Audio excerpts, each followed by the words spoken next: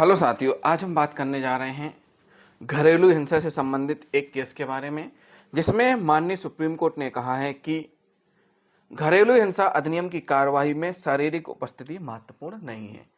Case का नाम है विशाल साहेब बनाम मोनालिसा गुप्ता एवं अन्य 2025 का निर्णय है। इसमें जो घटनाक्रम है, मामले के तथ्य हैं, वो हम आपको स्पष्ट रूप से बताएंगे। मामले के तथ्य क्या हैं साथियों? शादी कब हुई है? शादी हुई है 19 फरवरी 2018 को। शादी कब हो रही है?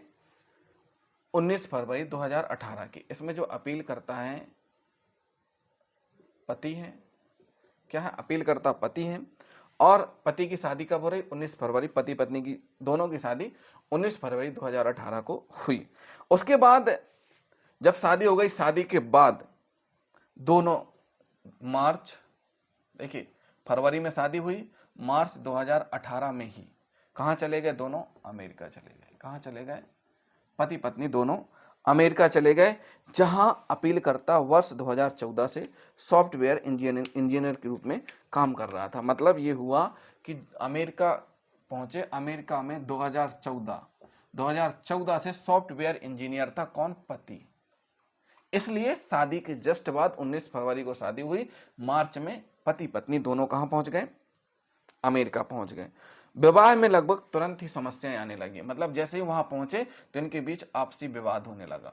क्या होने लगा? आपसी विवाद होने लगा पति और पत्नी के बीच। 23 मार्च 2018 को अपीलकर्ता ने स्थानीय अमेरिकी पुलिस को घरेलू दुर्व्यवहार की घटना की सूचना दी। साथियों देखिए, मार्च में ही पहुंच गए, अब तुरंत ही विवाद होने लगे। 23 मार्च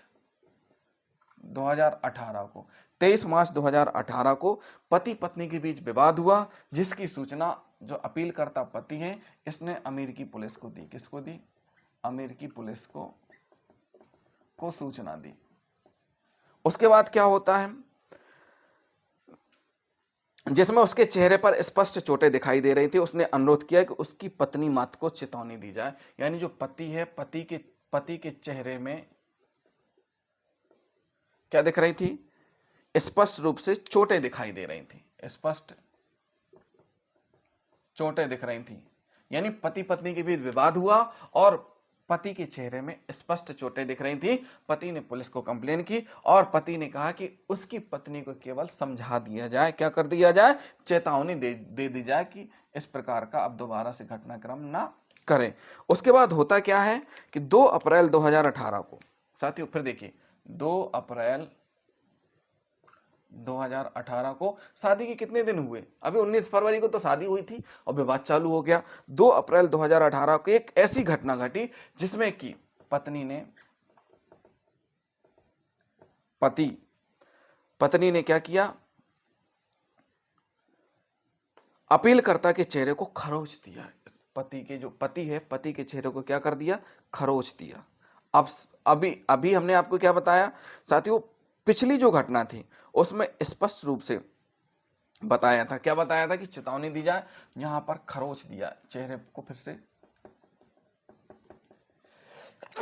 सॉरी। तो साथियों 2 अप्रैल 2018 को पति पत्नी के बीच फिर से विवाद हुआ और यहां पत्नी ने पति के चेहरे को खरोच दिया। इसके बाद बहुत ज्यादा चोटें आई। इसके कारण अमेरिका में दूसरी डिग्री के हमले का आरोप लगाया गया। इस कारण पति को चोटें आई। देखिए यहां चोटें आई पति को, तो यहां पर फिर क्या माना गया? दूसरे डिग्री का आरोप लगा। किस पर? पत्नी पर। उसके बाद क्या होता है? विवाह के सिर्फ 80 दिन पश्चात ही दोनों अपने मतभेदों के चलते भारत लौट आए। यानी विवाह के मात्र 80 दिन बाद मतभेदों के चलते क्या हो गया? दोनों भारत आ गए। क्या आ गए? दोनों भारत वापस आ गए। अब जब वापस आ गए, जब अमेरिका, फिर उसके बाद वापस आ गए, फिर अब पति को, जो पति है इसको वापस अमेरिका जाना है। क्या करना है? पति को वापस अमेरिका जाना है। तो यहां पर पत्नी ने इनकार कर दिया। क्या कर दिया? पत्नी ने जाने से इनकार कर दिया। अपीलकर्ता जो है वो अमेरिका लौट गया।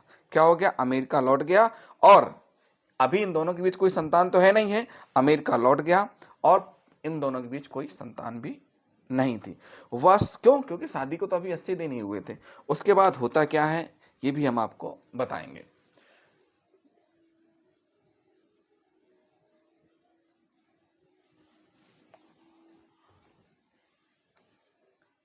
साथियों 80 दिन में विवाद की स्थिति इतनी हो गई कि दोनों भारत लौट के आ गए और फिर अलग अलग रहने लगे। देखिए फिर से शॉर्ट में समझिए, 19 फरवरी 2018 को शादी हुई, मार्च 2018 में अमेरिका गए, उसके बाद 23 मार्च को विवाद हुआ बड़ा 2018 में ही, फिर उसके बाद 2 अप्रैल को विवाद हुआ, फिर ये भारत वापस आ गए। इसके बाद होता क्या है, 2018 2000 के बीच जो पति पत्नी हैं, देखिए 2018 और 2020 पति चला गया वापस अमेरिका, और 2018 से 2020 के बीच में जो पत्नी है पति की मां के साथ रही। क्या हुआ? मां के साथ एक ही घर में निवास करती थी। 14 सितंबर 2020 को, अब देखिए यहां से 14 सितंबर 2020 को जो पति की मां है अपनी बेटी के साथ रहने के लिए अपना घर छोड़कर चली गई। जो पति की मां है ये कहां चली गई? घर छोड़कर अपनी बेटी के साथ रहने चली गई। कहां चलेंगी? अपनी बेटी के साथ रहने चली गई। उनका दावा था कि जो पत्नी है अपीलकर्ता की, उसके द्वारा शारीरिक मानसिक यातना के कारण उन्हें घर छोड़ना पड़ा। यानी जो अपील करता है पति की जो पत्नी है, पत्नी ने अपनी सास को परेशान किया शारीरिक मानसिक रूप से, इस कारण वह घर छोड़ करके अपनी बेटी के यहां जाकर रहने लगी। इसके बाद फिर क्या होता है कि अपीलकर्ता के विरुद्ध दर्ज विभिन्न मामलों के कारण, अब उसके बाद होता क्या है कि साथियों अपील करता है, इसके खिलाफ विवाद तो चल ही रहा था पति पत्नी के बीच, अपीलकर्ता के खिलाफ विभिन्न मामले पंजीबद्ध हुए, जिस कारण पासपोर्ट क्या कर लिया गया? पति का, अपीलकर्ता का पासपोर्ट परिबद्ध कर लिया गया। पासपोर्ट क्या कर लिया गया? परिबद्ध कर लिया गया। साथियों वर्तमान में प्रतिवादी कोलकाता में पीडब्ल्यूसी में रिसर्च स्पेशलिस्ट के रूप में काम करती है। अब देखिए इसमें अगर देखा जाए तो पति एक सॉफ्टवेयर इंजीनियर है। क्या है? सॉफ्टवेयर इंजीनियर है। और जो पत्नी है, पत्नी भी जॉब करती है, और पत्नी क्या है? पीडब्ल्यूसी में रिसर्च स्पेशलिस्ट है। पीडब्ल्यूसी में रिसर्च स्पेशलिस्ट क्या है? रिसर्च स्पेशलिस्ट है। और उसको 50,000 रुपए प्रति माह मिलते हैं। कितने मिलते हैं? 50,000 रुपए, 50,000 रुपए प्रति माह मिलते हैं। जो पति है, पति को कितना मिलता है? पति को 8 लाख रुपए प्रति माह कमा रहा है। कितना? 8 लाख रुपए प्रति माह कमा रहा है। पत्नी 50,000 रुपए प्रति माह, पति 8 लाख रुपए प्रति माह कमा रहा है। और वर्तमान में वह बेरोजगार है। मतलब कमा रहा था लेकिन वर्तमान में वह बेरोजगार है। कौन है? वह बेरोजगार है। कौन बेरोजगार है? पति बेरोजगार है। उसके बाद होता क्या है कि दोनों पक्षकारों द्वारा एक दूसरे और उनके परिवारों के सदस्यों के विरुद्ध बिहार, हावड़ा, संयुक्त राज्य अमेरिका के विभिन्न न्यायालयों में अनेक मामले संस्थित किए। साथियों इसी प्रकार दोनों पक्षों ने कहां कहां मामले? बिहार में अलग मामले, हावड़ा पश्चिम बंगाल में अलग, और अमेरिका में अलग, तीनों जगह अलग अलग मामले क्या किए गए? लगाए गए एक दूसरे के खिलाफ। उसके बाद जो न्यायिक मजिस्ट्रेट हावड़ा है वहां क्या हुआ है वो हम आपको इस मामले में बताएंगे।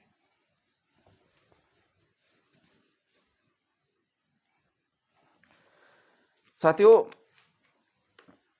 विचारण न्यायालय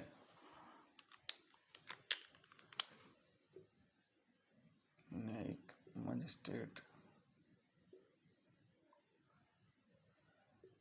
हावड़ा न्यायालय ने उल्लिखित किया कि अपीलकर्ता का पासपोर्ट भारत सरकार द्वारा, न्यायालय ने कहा कि भारत सरकार ने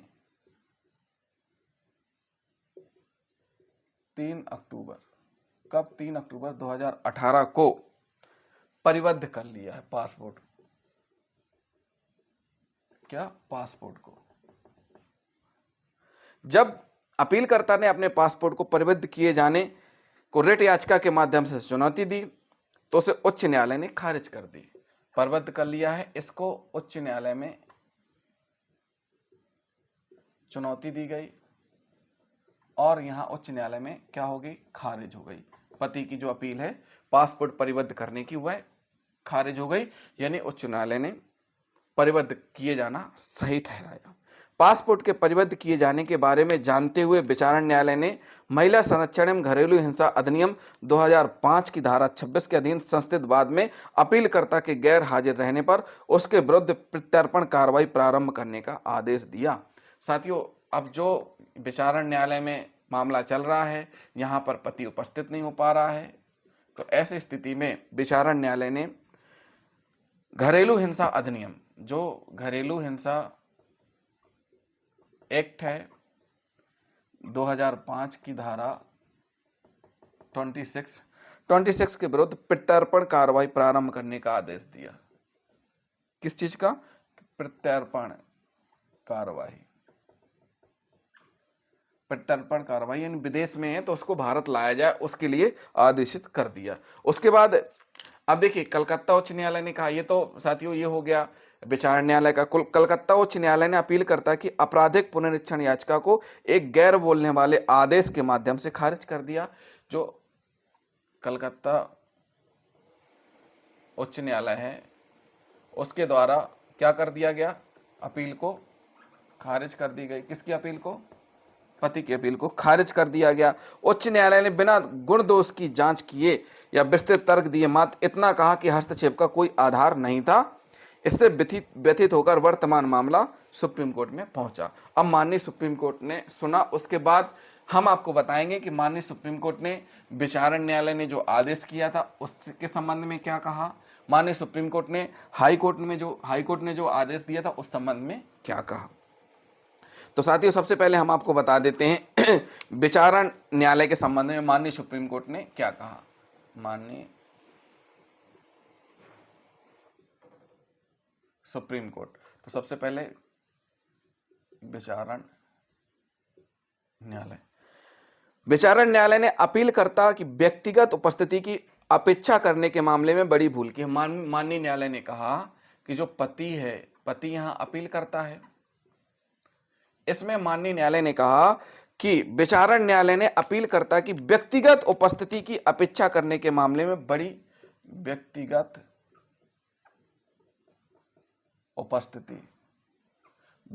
उपस्थिति की अपेक्षा करने के मामले में बड़ी भूल की, क्योंकि घरेलू हिंसा अधिनियम की कार्रवाई अर्ध आपराधिक प्रकृति की होती है। जो घरेलू हिंसा की कार्रवाई है वो कैसी होती है? अर्ध आपराधिक प्रकृति की होती है। घरेलू हिंसा की जो कार्रवाई है कैसी होती है? अर्ध आपराधिक प्रकृति। इसका नेचर कैसा रहता है? अर्ध आपराधिक प्रकृति की होती है। ऐसी कार्रवाई का कोई दंडात्मक परिणाम नहीं होता सिवाय इसके घरेलू हिंसा अधिनियम की धारा 31 के अधीन संरक्षण आदेश का उल्लंघन हुआ। इसमें माननीय सुप्रीम कोर्ट ने कहा कि जो धारा 31 है घरेलू हिंसा अधिनियम की, उसका उल्लंघन हुआ है, क्योंकि यह एक प्रकार से अर्ध आपराधिक प्रकृति की कार्रवाई होती है और ऐसी कार्रवाई का कोई दंडात्मक परिणाम नहीं होता। क्या नहीं होता है? दंडात्मक परिणाम नहीं होता है। दंडात्मक परिणाम नहीं होता है। इसके बाद प्रत्यर्पण आदेश अस्थिर था क्योंकि अपीलकर्ता की अनुपस्थिति उसका पासपोर्ट परिबद्ध होने के कारण थी। साथियों, इसके बाद माननीय न्यायालय ने यह भी कहा कि जो पति अपील करता है उसके खिलाफ जो प्रत्यर्पण का आदेश दिया था वह एक प्रकार से अस्थायी था। क्यों क्यों अस्थायी था? क्योंकि जो अपील करता पति है उसका 3 अक्टूबर 2018 से भारत सरकार ने पासपोर्ट क्या कर रखा था? परिबद्ध कर रखा था, तो इस कारण वह उपस्थित नहीं हो पाया। विचारण न्यायालय अपीलकर्ता के नियंत्रण से परे परिस्थितियों पर विचार करने में विफल रहा है। यानी कि जो अपीलकर्ता पति है उसकी परिस्थितियों पर विचारण न्यायालय ने विचार नहीं किया है। उसके बाद माननीय न्यायालय ने उच्च न्यायालय ने जो आदेश दिया था, कलकत्ता उच्च न्यायालय, उस संबंध में क्या कहा है वो भी हम आपको बता देते हैं। माननीय न्यायालय ने कहा कि उच्च न्यायालय को मामले के अभिलेख की अधिक गहनता से जांच करनी थी। यानी जो ये मामला है इसकी जांच गहनता से करनी थी, अधिक गहनता से क्या करनी थी? जांच करनी थी। गैर बोलने वाला आदेश देने की अपेक्षा गुण दोष को ध्यान में रखते हुए तर्कपूर्ण निर्णय अपेक्षित है। यानी गैर बोलने वाला जो आदेश है उसको ना देते हुए क्या करना था? तर्कपूर्ण निर्णय देना था, तर्कपूर्ण निर्णय देना था। उसके बाद माननीय न्यायालय ने विवाह विघटन के संबंध में क्या कहा वो भी हम आपको बता देते हैं। विवाह विघटन के संबंध में, यह विवाह कभी भी वास्तविक रूप से आगे नहीं बढ़ सका। माननीय न्यायालय ने कहा कि जो ये विवाह 19 फरवरी 2018 को हुआ था, यह विवाह कभी भी वास्तविक रूप से आगे नहीं बढ़ सका। दोनों मात्र 80 दिनों तक साथ रहे। कितने रहे? 80 दिनों तक साथ रहे, मात्र 80 दिनों तक साथ रहे। और दोनों पक्षकारों द्वारा संस्थित विभिन्न मुकदमों से उनके प्रतिशोधात्मक प्रवृत्ति का पता चलता है। क्या चलता है? प्रतिशोधात्मक प्रवृत्ति का पता चलता है। क्यों? क्योंकि दोनों पक्षकारों के द्वारा एक दूसरे के खिलाफ मुकदमे दर्ज कराए गए। दोनों पक्षकारों के बीच कोई सार्थक वैवाहिक संबंध विकसित नहीं हुआ। कोई सार्थक वैवाहिक संबंध है, सार्थक वैवाहिक संबंध विकसित नहीं हुआ, संबंध विकसित नहीं हुआ। लंबे समय तक अलगाव और सुलह के असफल प्रयास एक अपूर्णीय विघटन को साबित करते हैं। लंबे समय से अलगाव और सुलह के जो प्रयास हुए असफल हुए, जो कि एक प्रकार से क्या करते हैं? अपूर्णीय विघटन को साबित करते हैं। तो साथियों, ये विवाह विघटन के संबंध में माननीय न्यायालय ने कहा। अब हम आपको बता देते हैं माननीय न्यायालय ने पासपोर्ट के संबंध में क्या कहा है, वो भी महत्वपूर्ण है। माननीय न्यायालय ने कहा है कि न्यायालय ने इसे प्रत्यक्षतः अवैध कहा क्योंकि यह प्राकृतिक न्याय के सिद्धांतों का उल्लंघन है। जिस प्रकार से भारत सरकार ने पासपोर्ट को परिबद्ध किया था, उससे माननीय न्यायालय ने कहा कि प्राकृतिक न्याय के सिद्धांतों का उल्लंघन है। आगे न्यायालय ने अब निर्धारित किया कि परिबद्ध किए जाने से पहले अपीलकर्ता को सुनवाई का कोई अवसर नहीं दिया गया। यानी सुनवाई का अवसर दिया जाना था, सुनवाई का अवसर नहीं दिया गया। यानी अपील करता है उसको सुनवाई का अवसर दिया जाना चाहिए था। इसके अतिरिक्त यह अब निर्धारित किया गया कि मात्र मामला दर्ज करना पासपोर्ट परिबद्ध करने के लिए पर्याप्त आधार नहीं है। केवल मामला दर्ज हुआ है, मामला दर्ज होने से पासपोर्ट का परिबद्ध करना पर्याप्त नहीं है। उसके बाद जो महत्वपूर्ण बात है कि गुजारा भत्ता के संबंध में माननीय सुप्रीम कोर्ट ने क्या कहा है, वो भी हम आपको इस वीडियो में बता देते हैं। साथियों, जिन साथियों ने अभी तक हमारे चैनल को सब्सक्राइब नहीं किया है, हमारे चैनल को जरूर सब्सक्राइब कर लें और वीडियो को लास्ट तक जरूर देखें। साथियों, स्थायी गुजारा भत्ता के संबंध में अन्य कारकों पर भी विचार किया जाना चाहिए। कौन कौन से? पहली चीज, विवाह के दौरान रहन सहन का स्तर, विवाह के दौरान रहन सहन का स्तर, अलगाव की अवधि,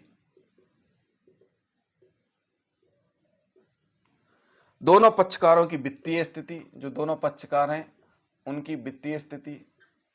उसके बाद उचित एवं तर्क संगत निपटान के रूप में 25 लाख रुपए, कितना दिया? 25 लाख रुपए निर्धारित किया गया। माननीय न्यायालय के द्वारा 25 लाख रुपए इसमें निर्धारित किया गया। उसके बाद अंततः माननीय सुप्रीम कोर्ट ने पाया कि विवाह के अपूर्णीय विघटन का एक उत्कृष्ट मामला है। यह एक माननीय सुप्रीम कोर्ट ने कहा कि यह एक प्रकार से विवाह का ऐसा मामला है जो अपूर्णीय विघटन का उत्कृष्ट मामला है। अपूर्णीय विघटन का स्पष्ट मामला है। क्या है? अपूर्ण विघटन का स्पष्ट मामला है। इसलिए माननीय न्यायालय ने संविधान के अनुच्छेद 142 अनुच्छेद 142 के अधीन शक्तियों का प्रयोग किया जाना आवश्यक हो गया था, जो कि माननीय न्यायालय ने प्रयोग किया है, जिसमें कि विवाह विघटन हुआ, 25 लाख रुपए किसको दिया गया?